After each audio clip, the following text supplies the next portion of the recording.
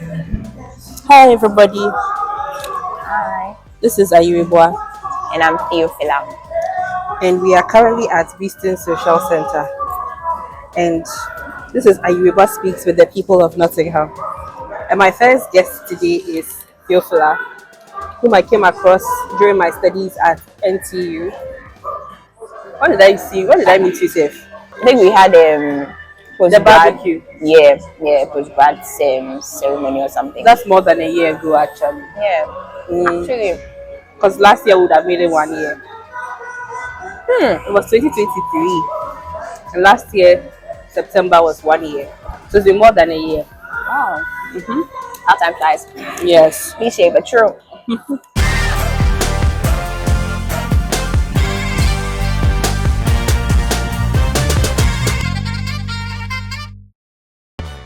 So hi Theophila. Hi, Amma. How are you? I'm fine. I'm good. I'm just chilling with you right now. How okay, so like we've already said, Mm.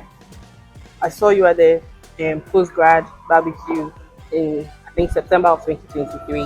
Okay. But before that, where in the world were you? That's such a random. I was in Ghana. Is That's where I it was. really random? It's a very big question. Okay, no, it's not big actually. I was in Ghana. Then I had the opportunity to come to the UK to do my masters, and that's how I got into NTU and met you. Okay. So far your time in the UK, Mm. would you say good idea or bad idea? Good and bad, both. A little bit of What both. makes it good? Because because I've met some genuinely good people that I can call friends. Bad because some of the experiences were not too pleasant, and it took a while for me to start finding my feet because it's been lonely. Don't let anybody lie to you. There's nothing in this abroad. If you don't have if you don't have the right people, if you don't meet the right people, there's nothing in this abroad. So just putting that out there. So if you're coming here, you have to be strong mentally. Mentally, you have to be strong before you commit to this place. So yeah, that's the sad part about this UK or even abroad in general. It's just not just for the UK, but anyone traveling from their home country and leaving everybody behind and trying to start life afresh in a new place. It's not a smooth journey. If you choose not to have help, it's different. If you don't have help, it's a different situation. If you choose not to get the help that you need, it's also a different situation. So When you it's say a little bit help, of what both. do you mean? So like if you have family here and you choose to say that, it's different. Everybody's situation is different. You can have family here and say, oh, I don't want to bother the family people I have here. That was me. Oh, Yeah. So I chose to be on my own when I could have had access to the help I had. Or you have the help and you go and access the help because like truly they are there to help you. That's why they're called family. At least those that value you would love to help you. yeah. Yeah, so that's why it can be, that's the good and bad side. Good, if you find the right people, you're going to enjoy your stay in the abroad, wherever you are.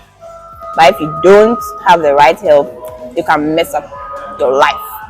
Hey, Yeah, that's very dramatic, isn't it? it's the truth. The truth is the truth.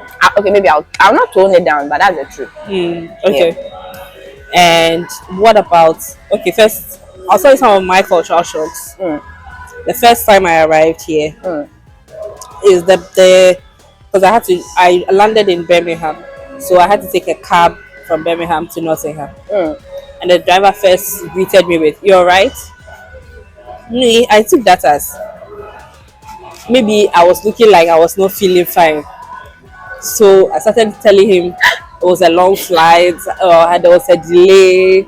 I was just telling him like, maybe if I'm not looking alright, that's how I'm feeling. But I came to know because as soon as I reached and I took my bags out and everything, another person greeted me with, "You alright?" I'm like, Is this? Am I looking like I'm sick or something? Before I came to realize, oh, it's just a form of greeting.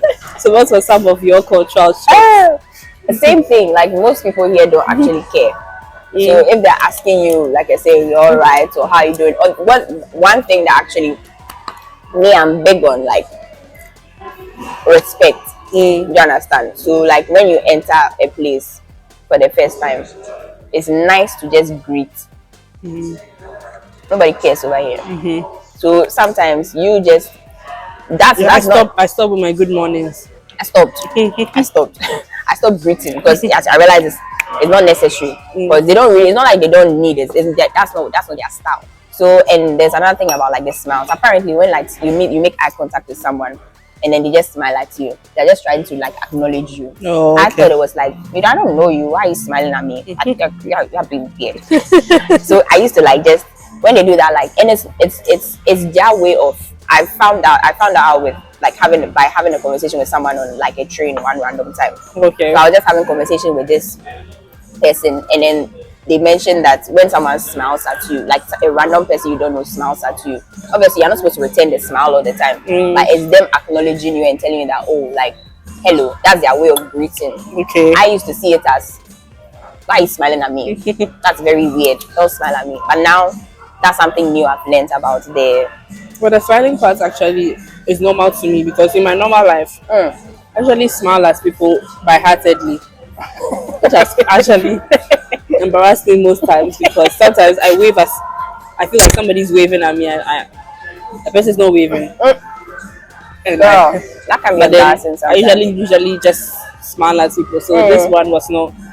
Now it was not much surprising. Okay, me and Kasana, I used to be very like unapproachable and straight faced, like antisocial basically. But now I'm learning to be more open and be free. Yeah. And smile. It's So, just would you say that you've enjoyed Nottingham so far? Because of the people I met, yes, I'll say yes. Yeah. Just that? Yeah. Because Not the city itself? No, it's the people that make the city fun. The people you have around you that make the city enjoyable. If you are alone in the city, you're not going. There could be fun going on, but you'll be sad. You'll just be seeing sadness.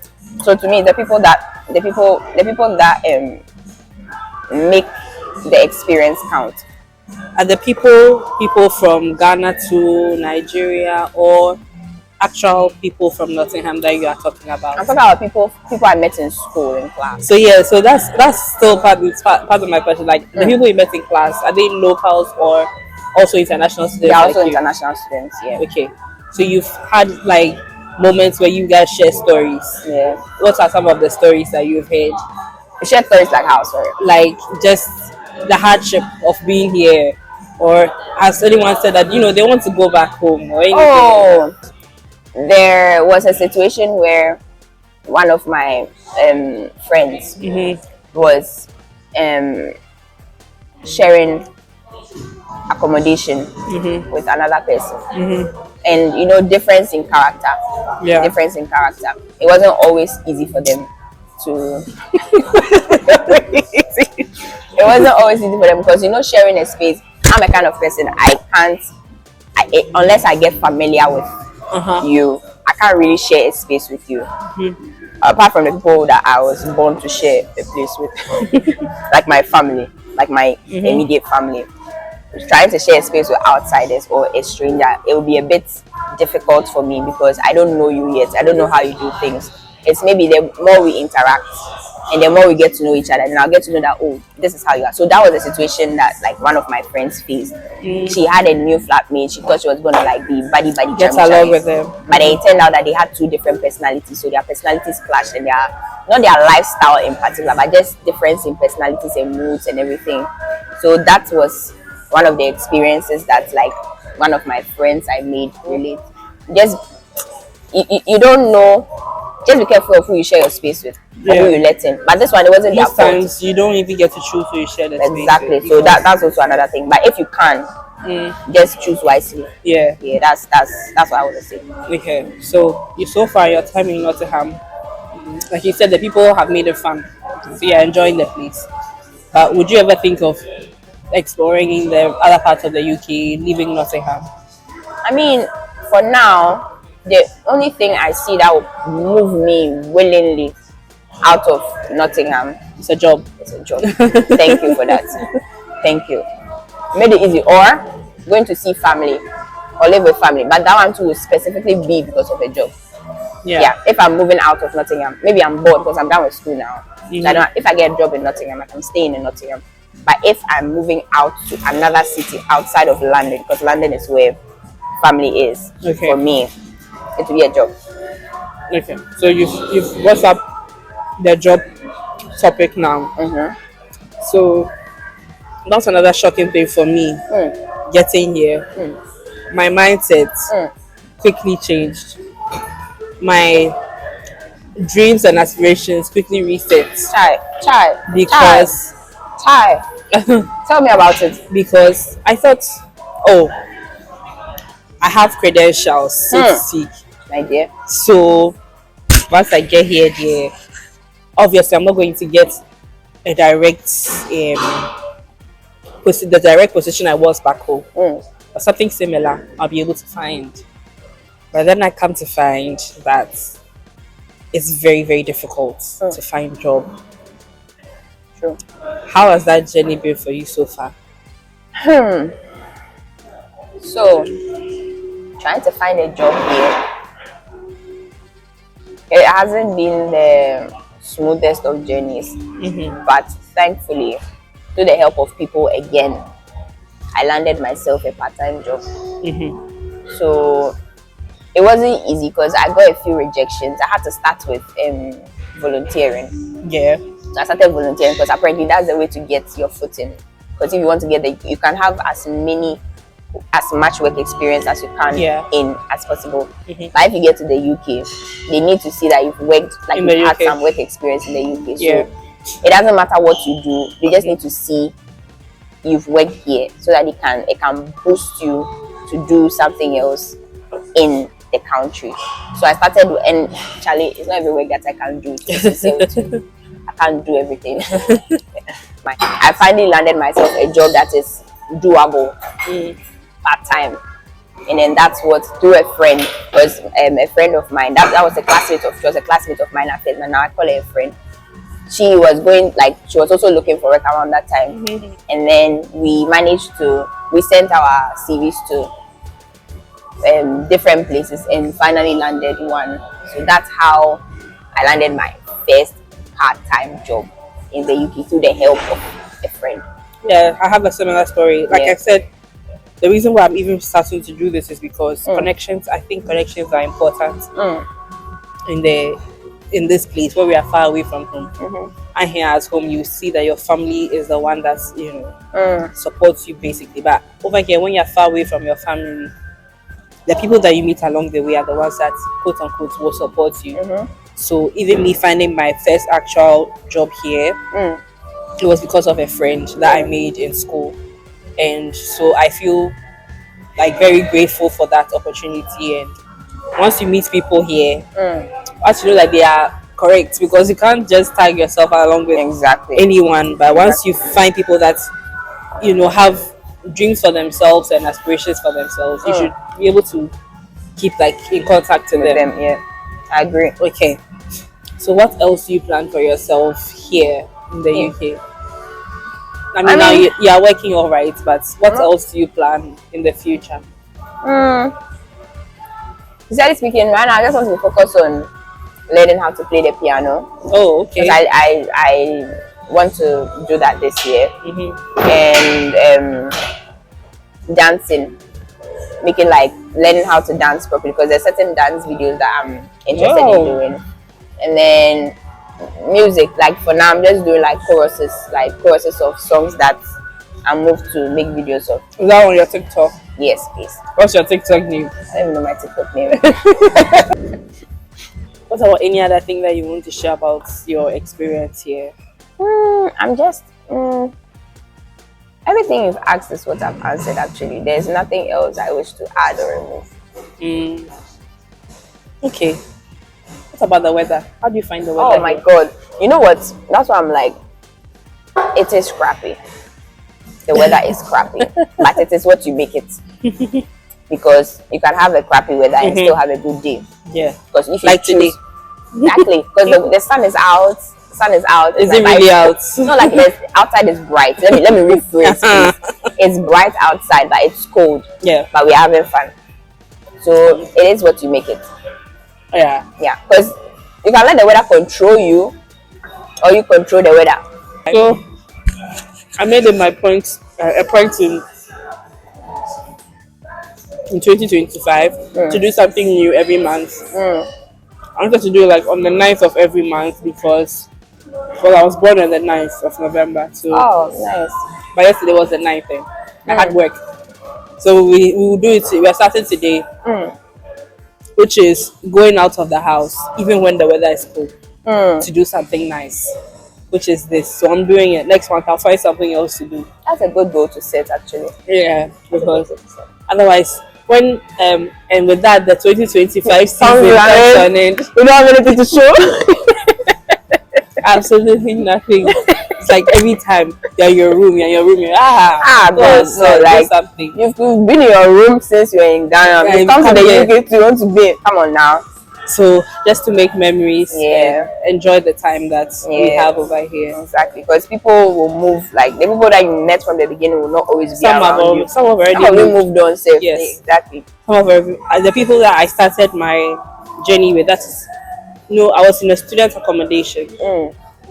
So with that, there were many flats in the accommodation, and our flats, surprisingly, coincidentally, had international students.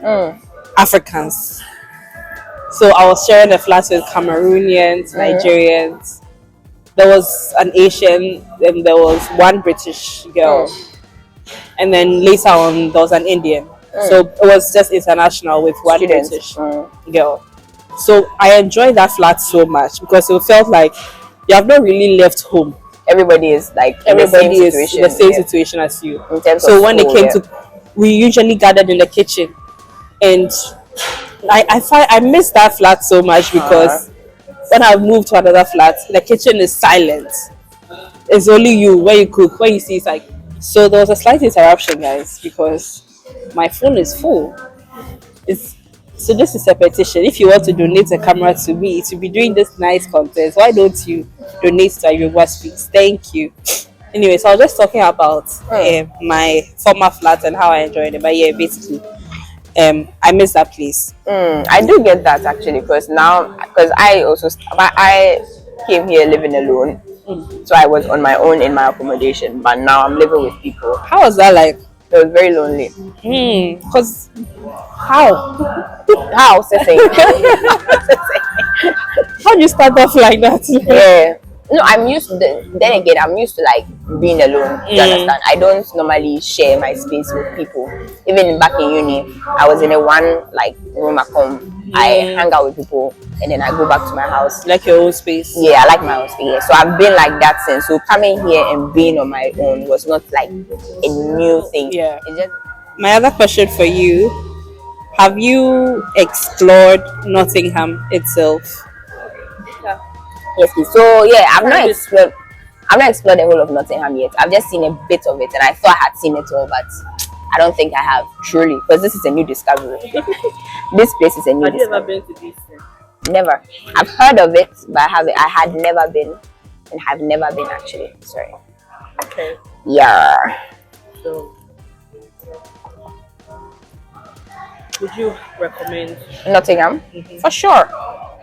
It's a good start. You are saying that you like it because of the people. Yeah. So what about somebody who comes and they've not met people? Would you still recommend it? I mean, to be fair, if everybody that goes everywhere for the first time is going to be lonely before they start putting themselves out there, because you have to intentionally put yourself out there to find the type of people you want to meet. Yeah. And even when you start meeting certain people, it's not all of them that are going to stick with you. You understand? Yeah. You can meet about 5-10 people and maybe just one that is meant to stay with you or is supposed to add something to your life. Because I believe that people that come to our lives are supposed to come and benefit us in some sort of way. Perfect. So if people are not coming into your life to give you any sort of fulfillment, or they are not pushing you to be better, or they are not adding any value to your life, likewise, you're also supposed to give them something back. Yeah. It's not supposed to be just you receiving. Then that becomes like draining. But exactly, please, what does that mean? Give something for something. I've heard it before, but I wasn't sure. So thanks for that. Appreciate it. That's the But reason I'm in your life. thank you.